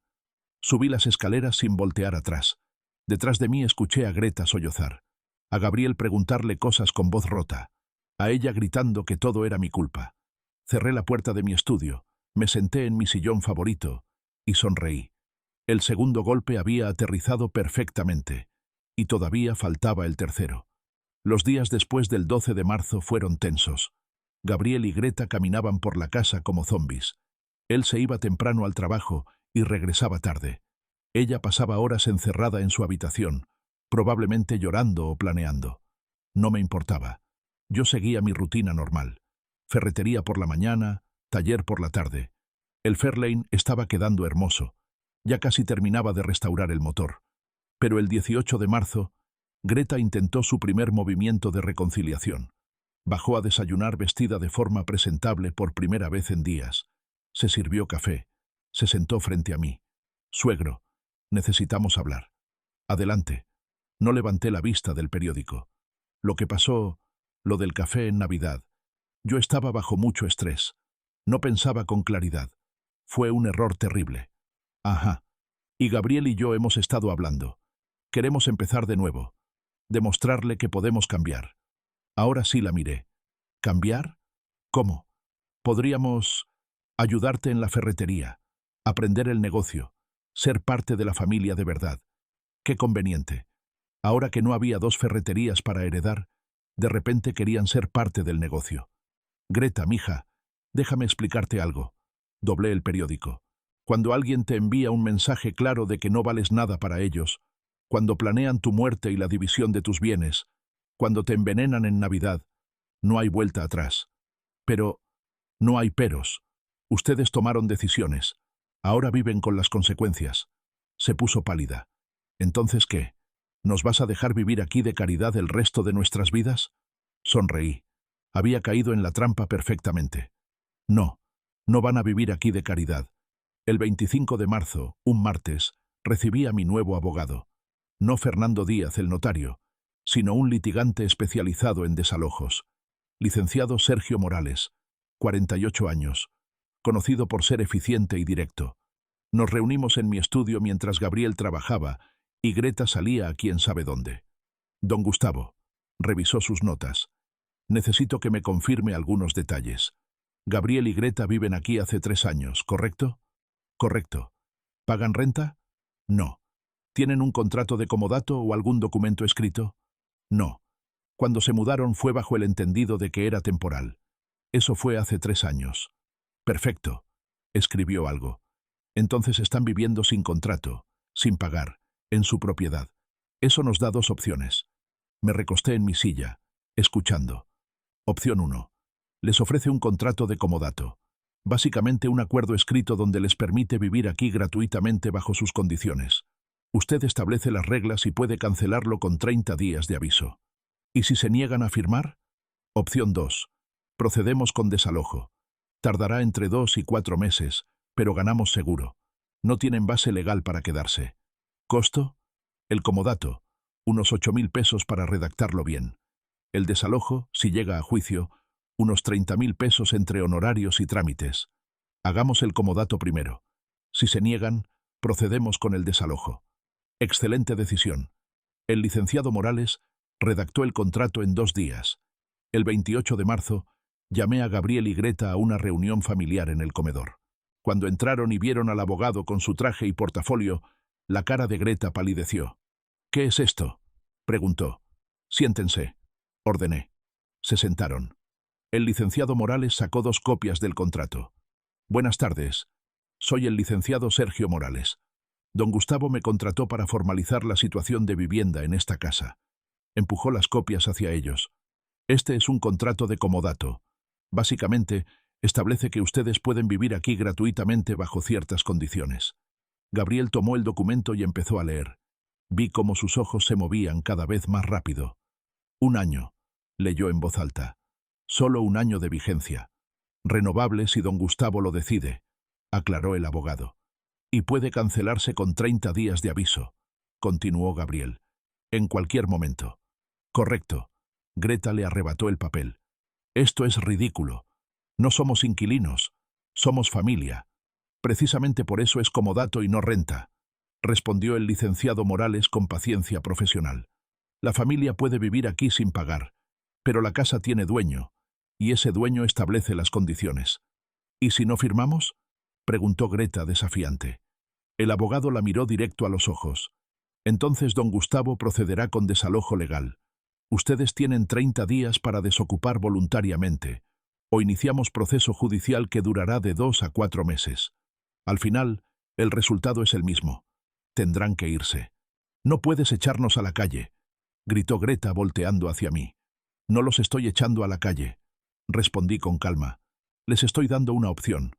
Firman el contrato y pueden quedarse bajo mis reglas, o buscan su propio lugar. Ustedes deciden. Gabriel dejó el contrato sobre la mesa con manos temblorosas. Papá, esto es humillante. ¿Humillante? Me reí sin humor. Mijo, ¿sabes qué es humillante? Que te den laxante en Navidad. Que planeen tu muerte mientras vives bajo tu propio techo. Que te llamen el viejo provinciano mientras disfrutan de tu casa, tu comida, tu electricidad, tu agua. Eso es humillante. Nosotros nunca... Empezó Greta. Tengo grabaciones. La interrumpí. 42 grabaciones. ¿Quieres que el licenciado las escuche? Porque puedo poner una ahora mismo donde dices que soy un estorbo que no sirve de nada. Se calló inmediatamente. Entonces, intervino el abogado. ¿Firman o no? Gabriel miró a Greta. Ella negó con la cabeza violentamente. No vamos a firmar eso, dijo Gabriel finalmente. Es un abuso. Muy bien. El licenciado Morales guardó los documentos. Don Gustavo, procederemos con la demanda de desalojo. Les notificaré oficialmente en 48 horas. Se puso de pie, me estrechó la mano. Cualquier cosa, me habla. Gracias, licenciado. Cuando se fue, Greta explotó. Eres un monstruo, un viejo amargado sin corazón. Y tú eres una manipuladora que intenta quedarse con lo que no es suyo. Respondí tranquilamente. Ahora, si me disculpan, tengo cosas que hacer. Pasaron 3 días de guerra fría total. Gabriel intentó hablar conmigo varias veces, pero yo lo ignoraba. Greta me miraba con odio puro cada vez que nos cruzábamos. El 2 de abril, llegó la notificación oficial de desalojo. Un oficial judicial tocó la puerta y les entregó los documentos en mano. Gabriel Torres Morales y Greta Soledad Vega Castillo, se les notifica que el propietario de esta vivienda ha iniciado proceso de desalojo. Tienen 30 días para abandonar el inmueble voluntariamente o se procederá por vía judicial. Vi desde mi estudio cómo Gabriel recibía los papeles. Las manos le temblaban tanto que casi los deja caer. Esa noche, él tocó a la puerta de mi estudio. Adelante. Entró con los documentos legales en mano, la cara descompuesta. Papá, por favor, tienes que detener esto. ¿Por qué tendría que hacerlo? Porque soy tu hijo. Eres mi hijo, asentí. Pero eso no te da derecho a mi casa. Eso no te da derecho a faltarme al respeto. Eso no te da derecho a planear mi muerte. Yo nunca quise que te pasara nada. Eso fue Greta. Ella. Tú estuviste ahí, Gabriel. En cada conversación. En cada plan. Y nunca dijiste nada. Nunca me defendiste. Eso te hace igual de culpable. Se dejó caer en una silla, la cabeza entre las manos. No tenemos a dónde ir. Con nuestras deudas ningún banco nos va a rentar algo decente. Ese no es mi problema, mijo. Ustedes crearon esta situación. Ustedes la resuelven. ¿Y si firmamos el comodato? Lo pensé. La oferta seguía sobre la mesa. Si firman pueden quedarse, pero con mis reglas. Sin quejas, sin dramas, sin faltas de respeto. ¿Qué reglas? Las leerás en el contrato, pero te adelanto una. Cualquier daño a la propiedad lo pagan ustedes. Cualquier falta de respeto y el contrato se cancela inmediatamente. Salió sin decir nada más. El 5 de abril, Greta hizo su jugada. Intentó chantajearme.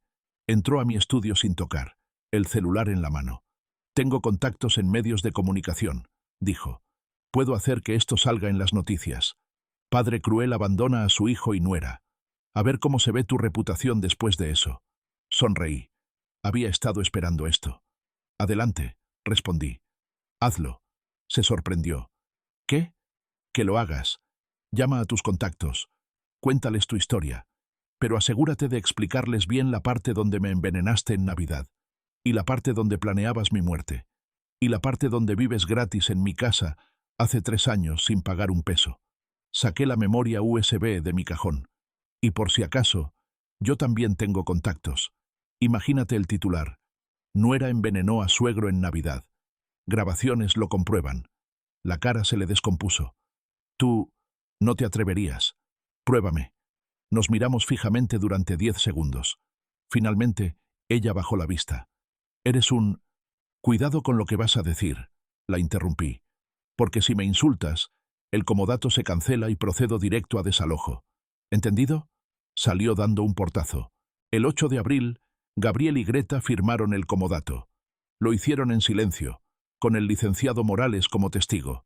Cada página firmada era una derrota para ellos, una victoria para mí. Cuando terminaron, el abogado les entregó una copia. El contrato entra en vigor inmediatamente. Don Gustavo puede cancelarlo con 30 días de notificación. Cualquier incumplimiento de las cláusulas resulta en terminación automática. Se fueron a su habitación sin decir palabra.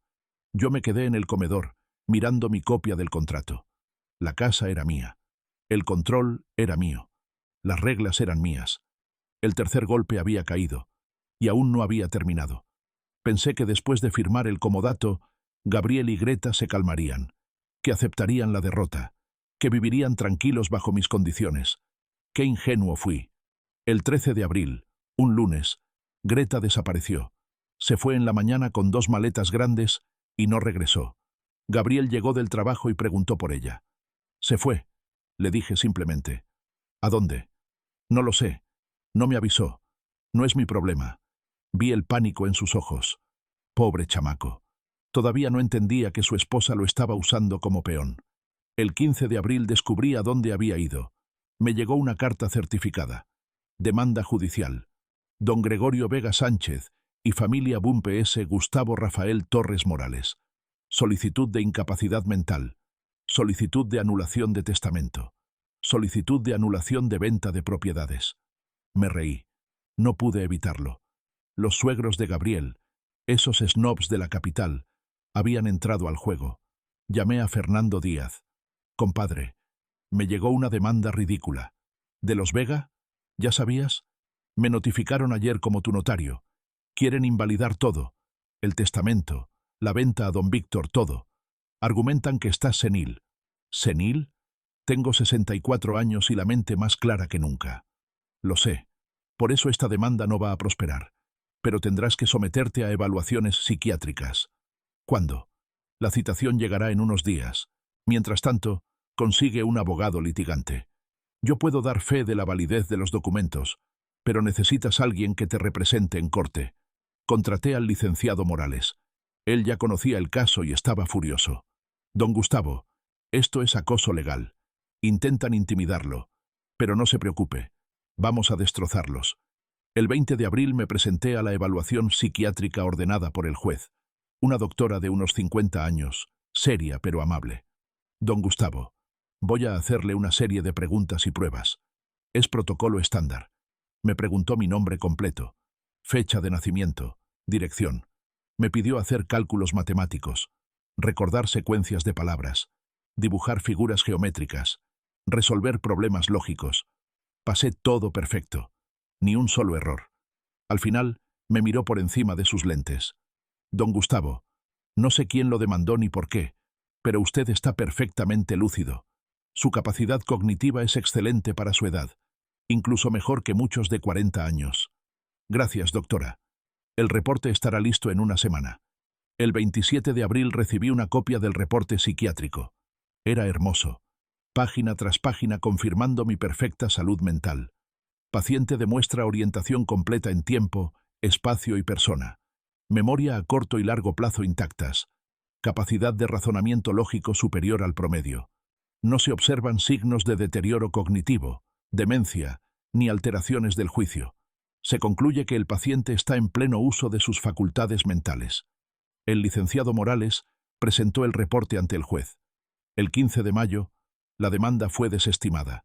Pero Greta no se rindió. El 18 de mayo empezaron a llegar los familiares. Primos lejanos que no veía hace años.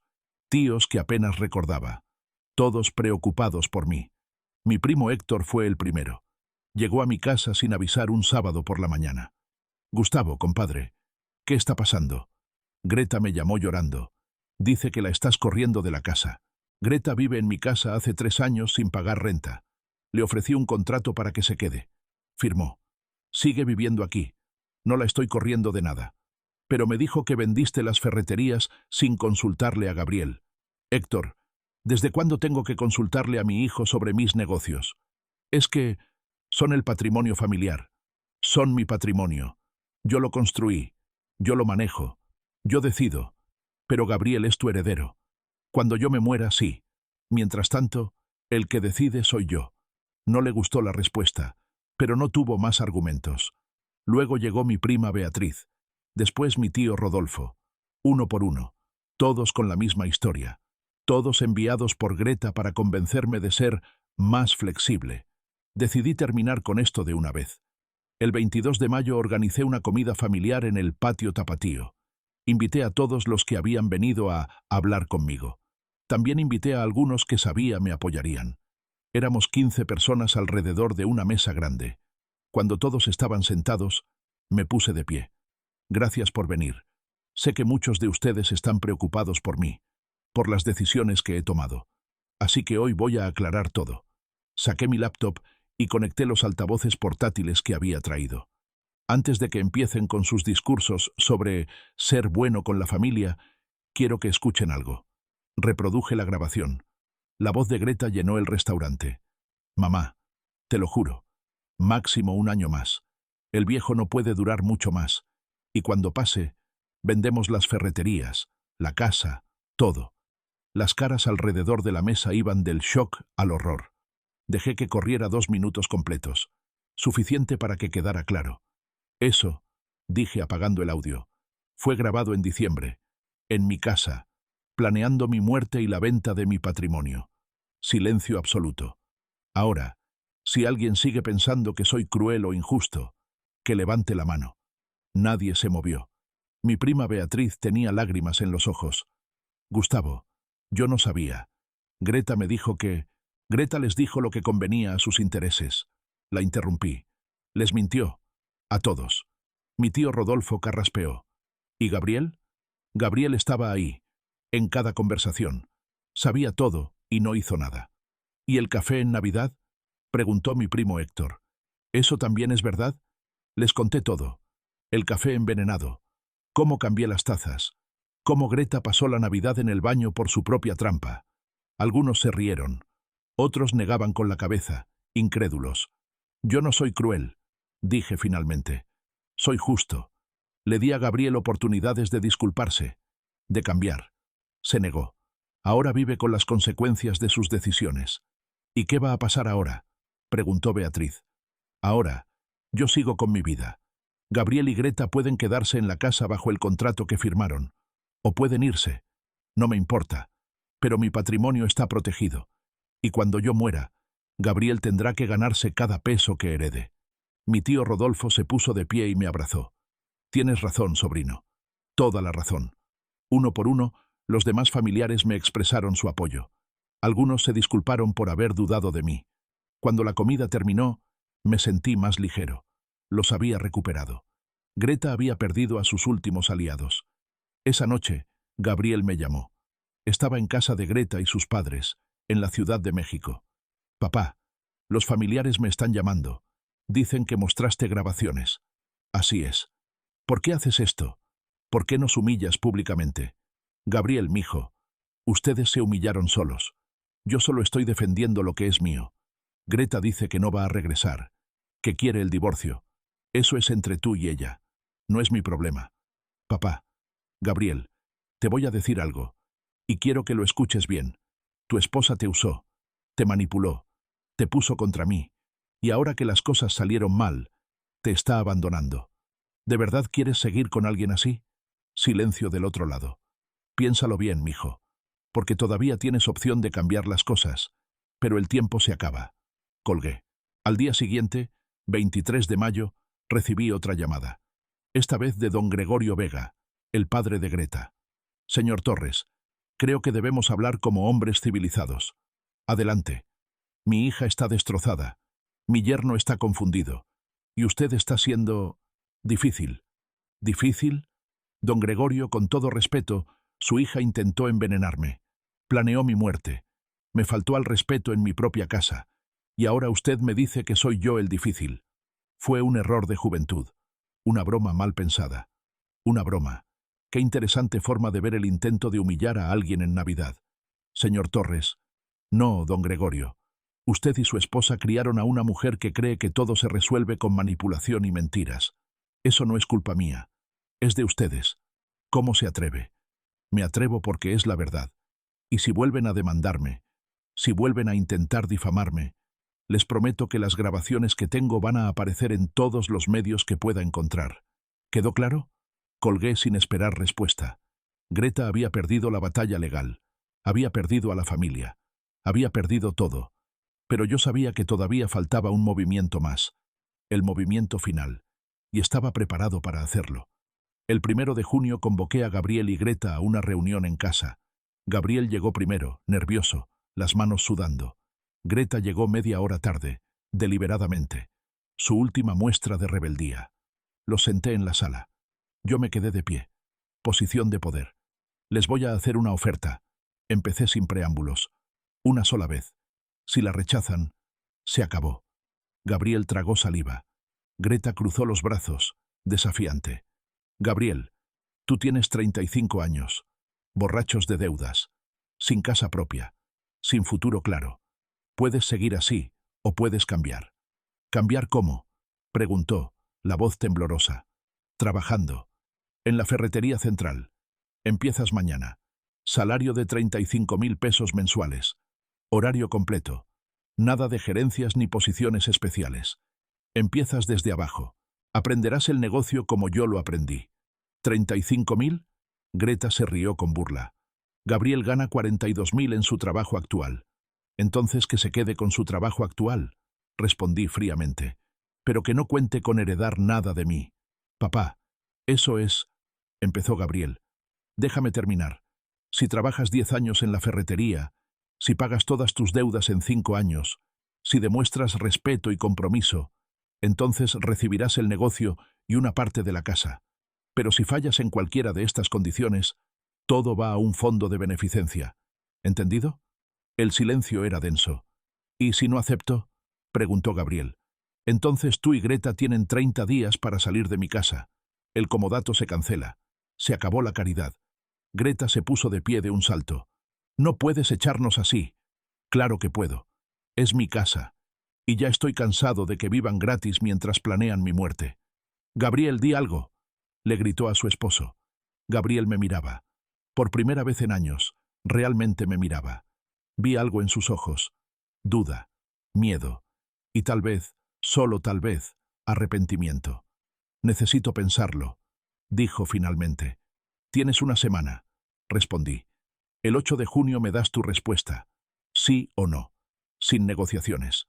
Subí a mi estudio, dejándolos discutiendo abajo. Escuché sus voces elevarse. Greta gritando. Gabriel intentando calmarla. La puerta azotándose. Los siguientes 7 días fueron de guerra fría absoluta.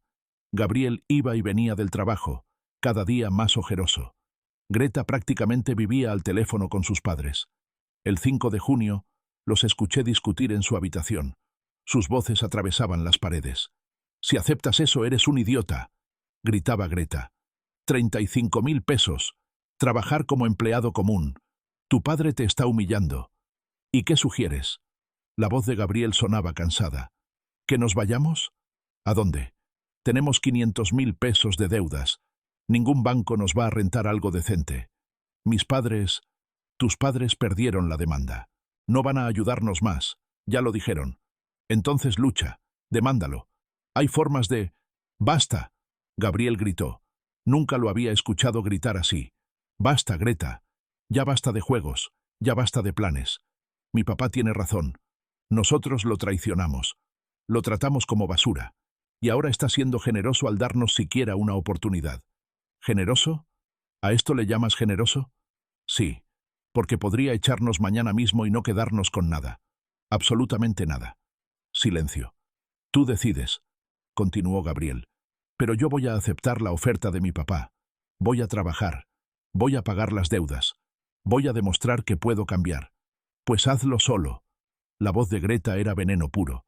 Porque yo no voy a esperar 10 años viviendo como pobre. Entonces vete. El 9 de junio, un día después de la fecha límite, Gabriel tocó a mi estudio. Adelante. Entró. Cerró la puerta detrás de él. Se veía terrible. Ojos rojos, barba sin rasurar, camisa arrugada. Papá, acepto. ¿Estás seguro? Sí. Voy a trabajar en la ferretería. Voy a pagar las deudas. Voy a hacerlo bien esta vez. Me levanté y le extendí la mano. Empiezas el lunes, 6 de la mañana. Carmen te va a entrenar. Estrechó mi mano. Su apretón era débil, inseguro. Gracias, papá. No me agradezcas. Esto no es un regalo. Es una oportunidad que tienes que ganarte. Se fue sin decir más. El 15 de junio, Greta hizo las maletas. 2 enormes maletas Louis Vuitton, que probablemente costaron más de lo que Gabriel ganaba en un mes. Bajó las escaleras arrastrándolas, haciendo todo el ruido posible. Yo estaba en la sala, leyendo el periódico. No levanté la vista. Espero que estés feliz, me dijo. Destruiste mi matrimonio. Ahora sí la miré. Yo no destruí nada, mija.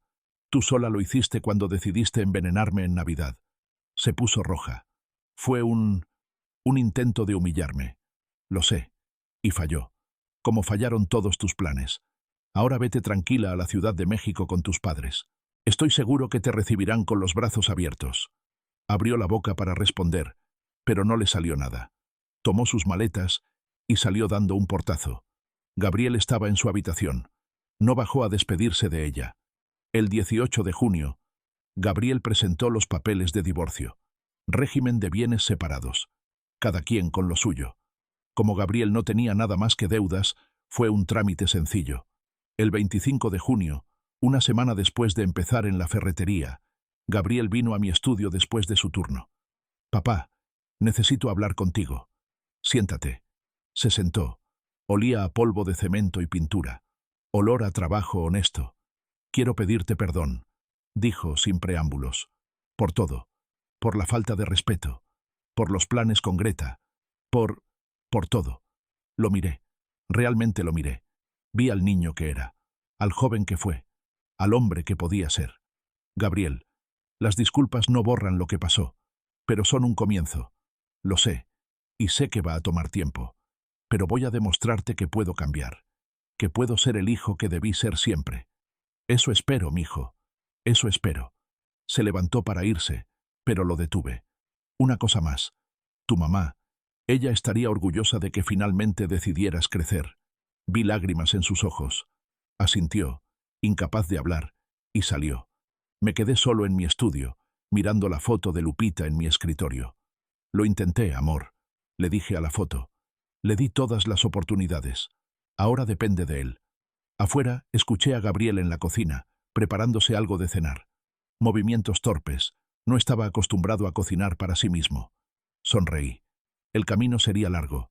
Tal vez ni siquiera lo lograra. Pero por primera vez en años, había esperanza.